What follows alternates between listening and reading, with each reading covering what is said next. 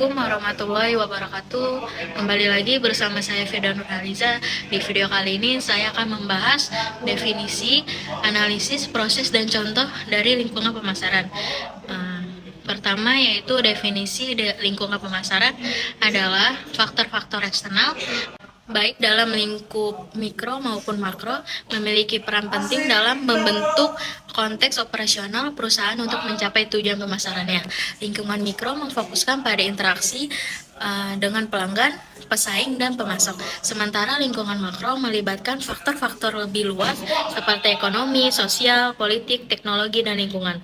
Menurut Philip Kotler, seorang pakar pemasar yang terkenal, menyatakan bahwa lingkungan pemasaran adalah lingkungan yang terdiri dari tugas dan kekuatan yang mempengaruhi kemampuan pemasar untuk mengelola hubungan mereka dengan pelanggan yang diinginkan. Sementara menurut Gary Armstrong, menekankan pentingnya pemahaman atas dinamika lingkungan pemasaran untuk mencapai keunggulan kompetitif.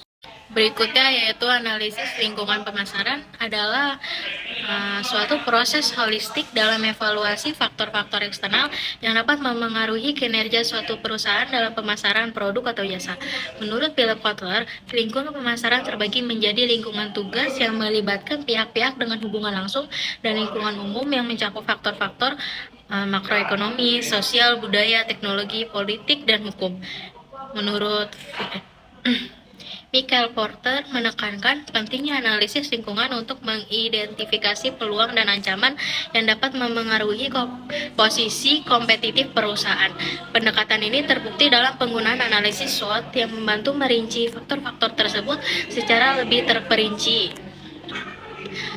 Berikutnya yaitu proses lingkungan pemasaran adalah melibatkan pemahaman dan analisis terhadap faktor-faktor eksternal yang dapat memengaruhi kinerja pemasaran suatu organisasi. Philip Kotler membaginya menjadi lingkungan mikro yang mencakup aktor-aktor yang berinteraksi langsung dengan perusahaan dan lingkungan makro yang melibatkan faktor-faktor lebih luas dan tidak dapat dikontrol langsung.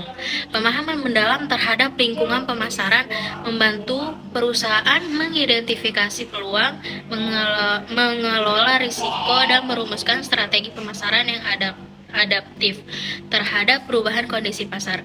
Dengan demikian, analisis ini memberikan landasan yang kuat bagi perusahaan untuk beroperasi dan bersaing secara efektif dalam lingkungan yang dinamis.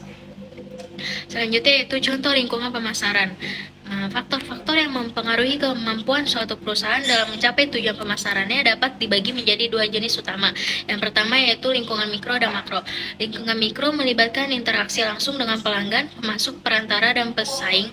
Sementara lingkungan makro mencakup faktor-faktor eksternal seperti demografi, ekonomi, sosial, budaya, politik, dan teknologi. Pelanggan memegang peranan kunci dalam lingkungan mikro karena permintaan dan preferensi mereka mempengaruhi strategi pemasaran perusahaan.